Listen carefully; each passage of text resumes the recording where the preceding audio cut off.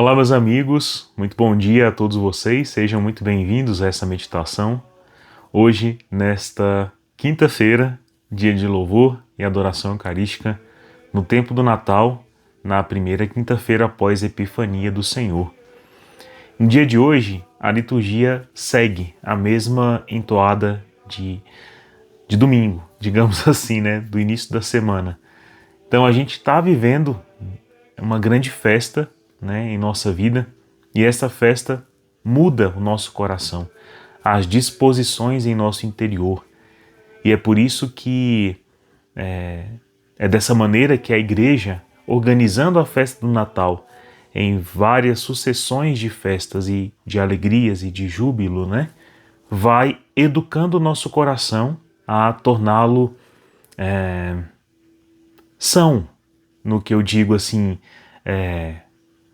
salvo da tristeza, da desolação, do medo, da apatia, da angústia, da desolação, do pecado, da morte, né? Então, é necessário entender o Natal como um período eterno de uma alegria que, como já falamos desde segunda-feira, amadurece.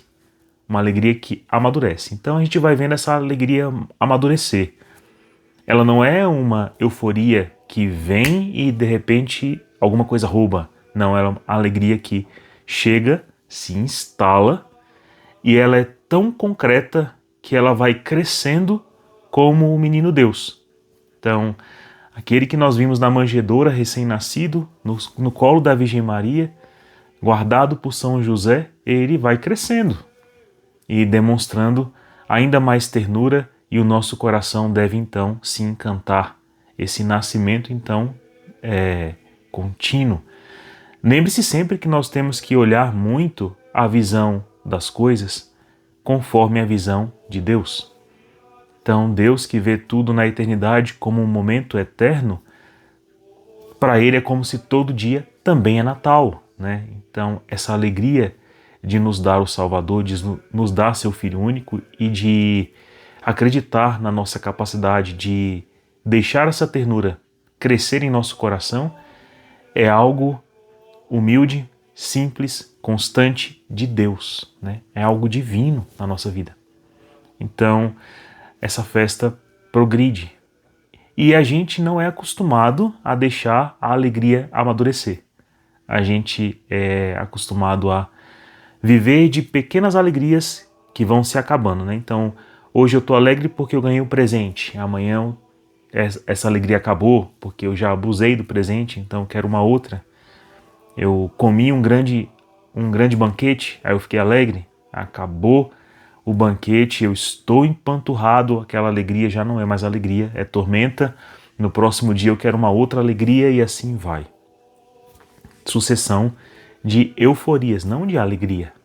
Alegria é aquela que constitui a gente, que vai dando sentido a gente, propósito a gente, e por isso essa alegria do Natal vai gerando em nós conversão e gera também uma fé que eu não devo abandonar e não quero abandonar e tenho mais força de segurar por causa da ternura do menino Jesus.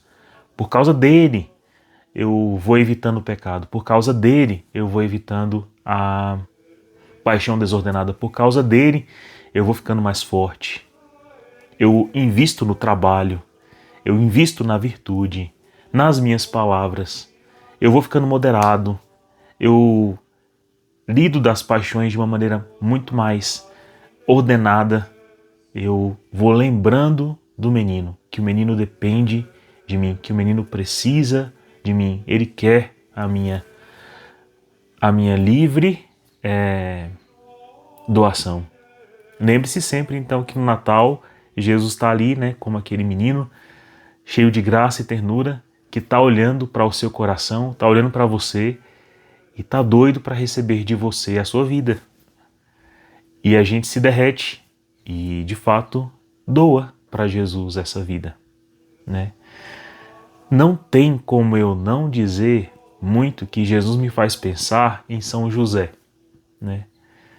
Porque, enfim, amo demais São José, eu tenho grande devoção por ele, eu aprendo muito com ele, mas eu fico admirado com a alegria desse que já era justo, já era um homem bom, trabalhador, sábio. Mas imagina o robustecer e o crescer da vida espiritual de São José enquanto estava ali servindo Jesus, né? Como pai, né? Ouvir de Jesus a palavra papai, né? Meu Deus, ouvir de Jesus a palavra te amo, né? Meu Deus. Meu Deus, né? Era a expressão mais cotidiana, mais corriqueira da vida de São José. Um êxtase espiritual contínuo. E se já era vistoso e bom o que ele fazia, imagine agora. Então, em cada gesto eu fico imaginando essa grandiosidade de São José. Ao ver os pastores chegando, adorando o menino, né? A esperança que cresce em seu coração. Ao ver as virtudes da Virgem Maria e a sua beleza cada vez mais transcendendo, né? De maneira a transfigurar até mesmo a aparência que já era bela. Eu fico imaginando a alegria que ele tinha em trabalhar por esse menino, em dar-lhe leite, dar-lhe pão, em dar-lhe comida, em abrigo, né? Porque isso realiza todos os homens, isso gera paz no coração de um homem, né? Quer ver um homem em paz, dê paz à sua família, né? Não provoque aquilo que ele ama e defende, né? Então, quer ver um homem feliz? Veja ele sabendo que governou bem, administrou bem, proveu de maneira boa e tem em sua casa um tesouro amável, resplandecente, de beleza, de ternura, de carinho, de sentido e propósito. Coisa que nós abandonamos tão rápido quando a gente ainda está no devaneio da juventude ou do pecado de pular de alegria em alegria. Essa, não, acabou, próxima, não, acabou, próxima. Eu lembro muito bem que quando eu era adolescente, né, jovem, eu perguntava muito para minha mãe assim, mãe, e agora? E agora? Na minha ansiedade, né? Eu tinha ansiedade e vivia de euforias. E aí foram surgindo vícios, vício pela comida, eu tive o vício pela pornografia, pela masturbação, por sair o tempo inteiro, né? Por estar sempre buscando a amizade acolhedora, eterna, e a risada, e a altura, e o cinema, enfim. Sair, e pouca coisa tinha tempo de entrar, de ficar, de decantar ali no coração, de amadurecer. Tanto que as grandes alegrias da juventude, quais delas amadureceram?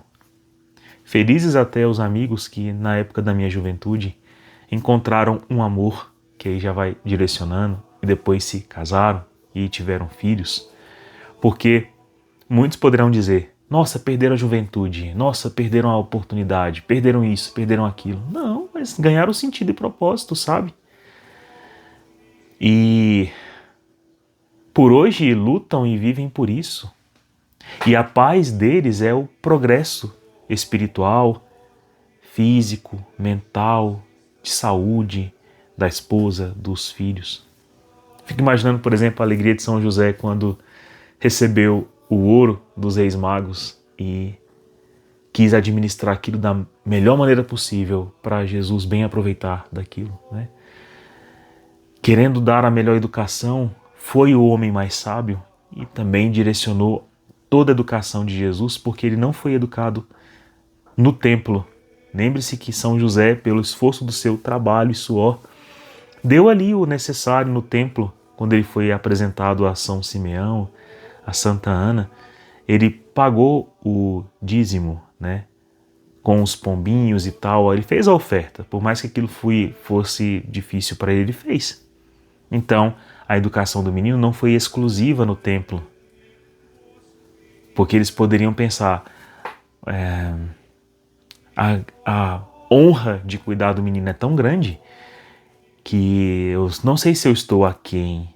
E aí, por falsa humildade, poderia deixar o menino lá, para que os sábios, os doutos, né, os mestres da lei pudessem educá-lo. Mas é Deus, e Deus escolheu São José e a Virgem Maria. E aí ele foi lá e pagou, tá aqui, né?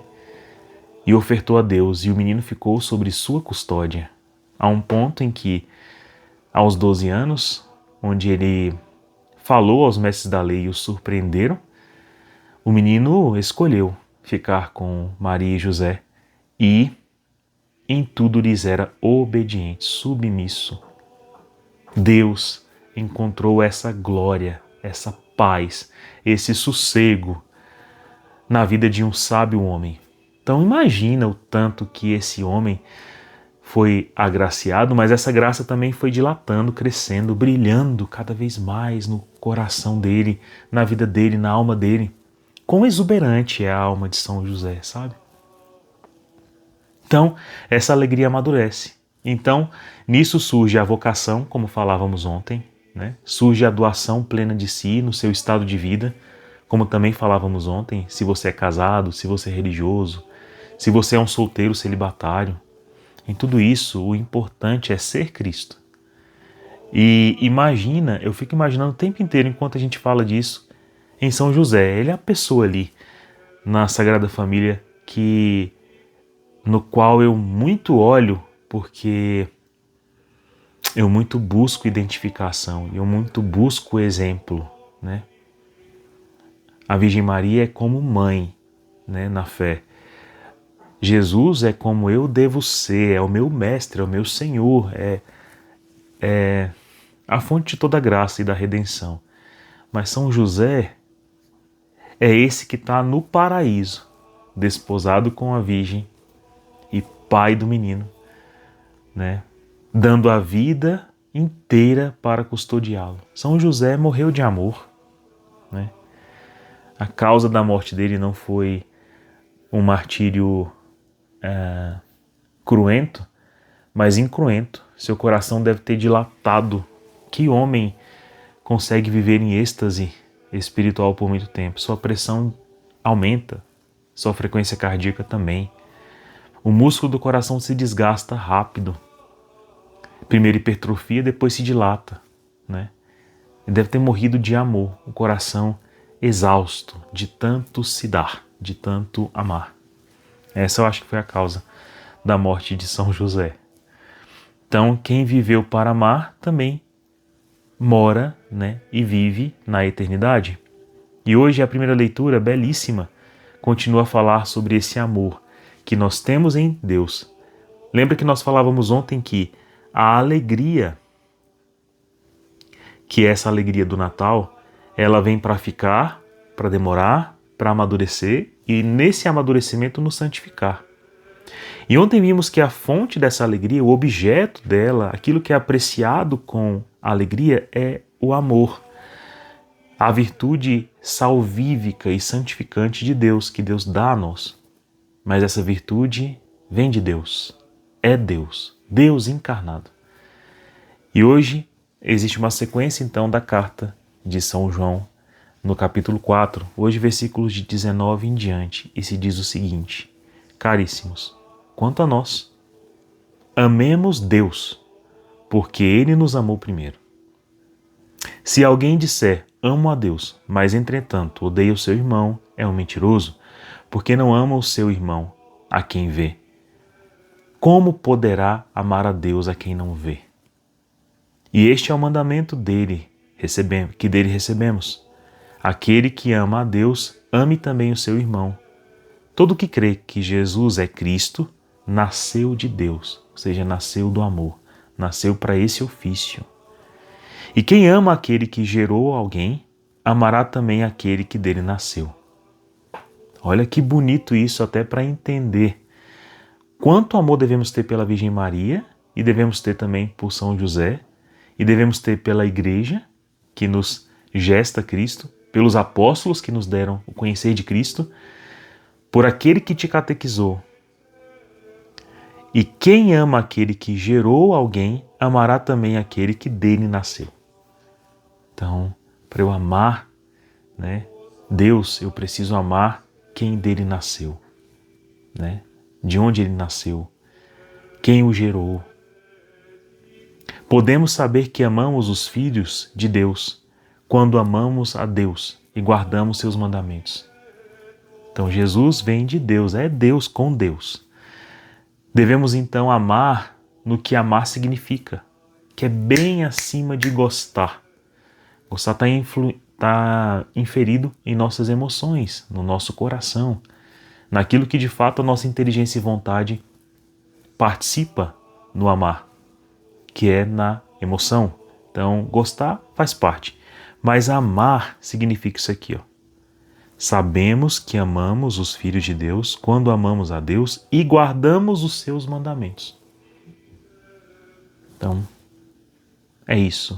O que significa amar? Amar o próximo e amar a Deus. Guardar os mandamentos de Deus. E amar o meu próximo significaria amá-lo conforme aquilo que Deus me pede a fazer. Todo bem possível de ser feito, nem o mal cabível. É isso. É assim que nós amamos o nosso próximo.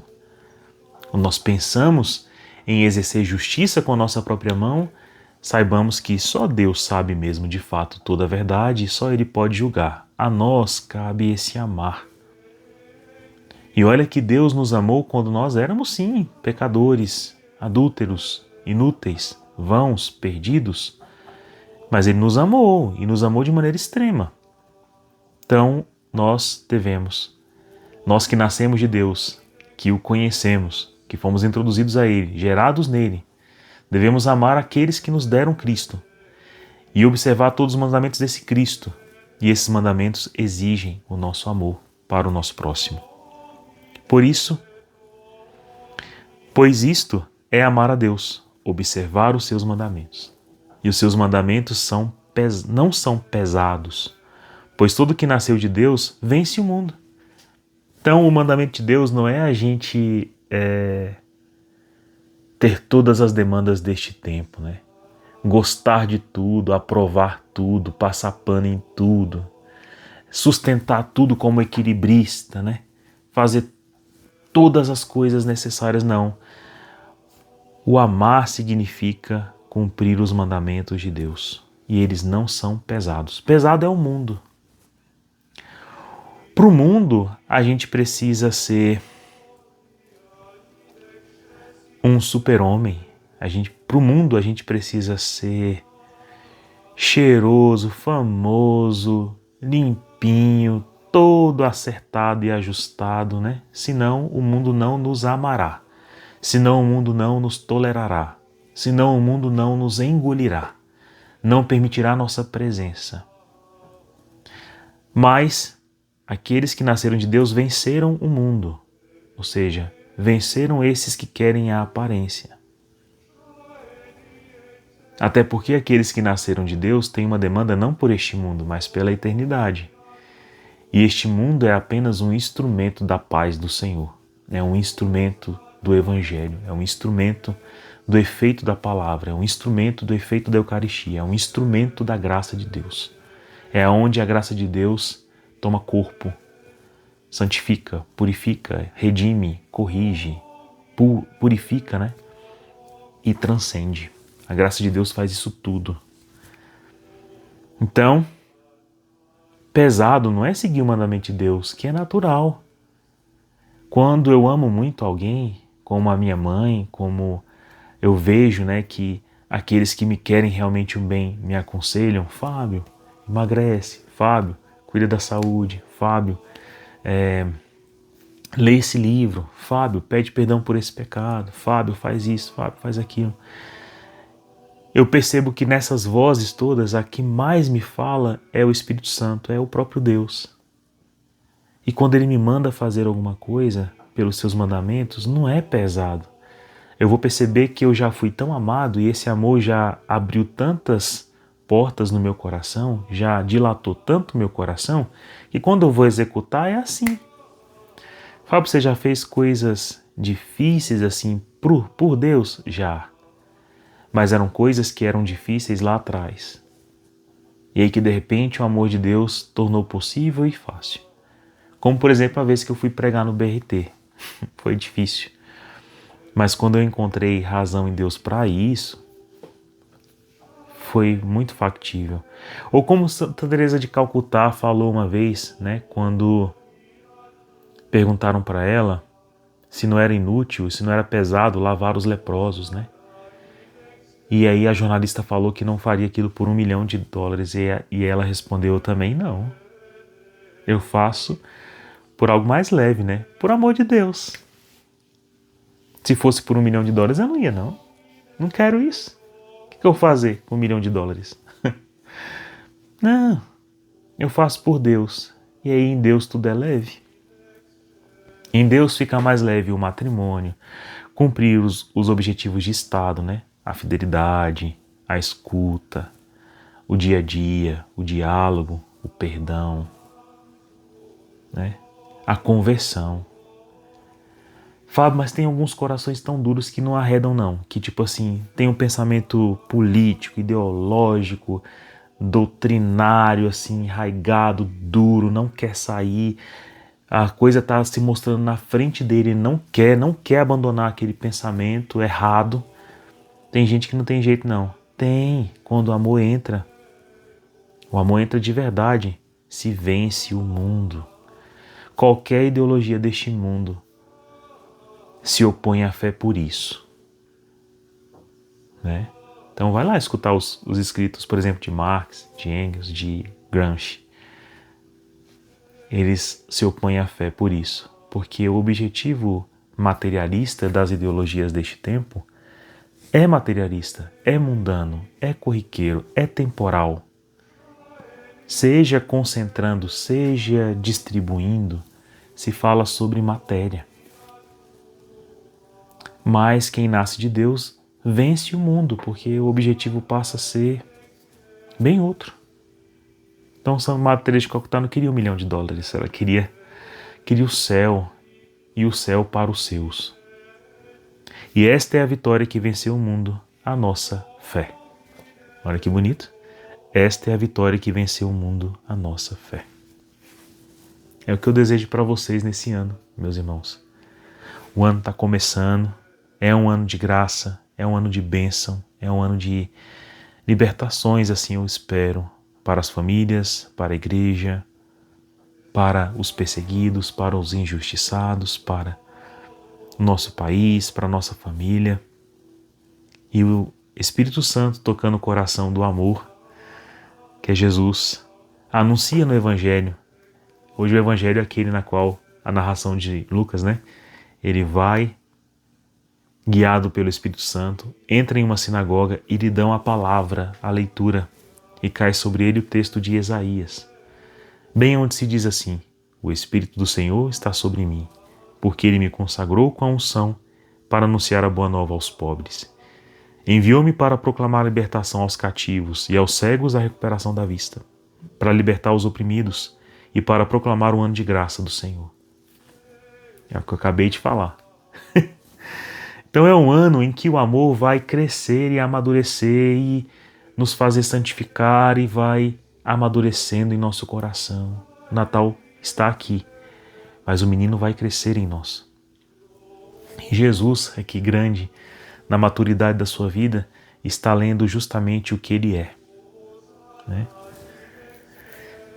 Consagrado com uma unção para anunciar, para proclamar, para libertar, para recuperar a vista. Quantas pessoas são míopes e cegas de vista de fé, porque não tem essa fé que venceu o mundo, né? Para libertar os oprimidos principalmente pela morte e pelo pecado, e para proclamar o ano de graça do Senhor. Depois fechou o livro, entregou ao ajudante e sentou-se. Todos que estavam na sinagoga tinham os olhos fixos nele. Tenhamos os olhos fixos em Jesus. Não quer perder nenhum movimento da graça, nenhum movimento do Espírito, nenhum movimento da ação do Senhor? Acompanhe Jesus esse ano. Cada passo dele, todos os dias na palavra, todos os dias a liturgia, todos os dias a comunhão, todos os dias.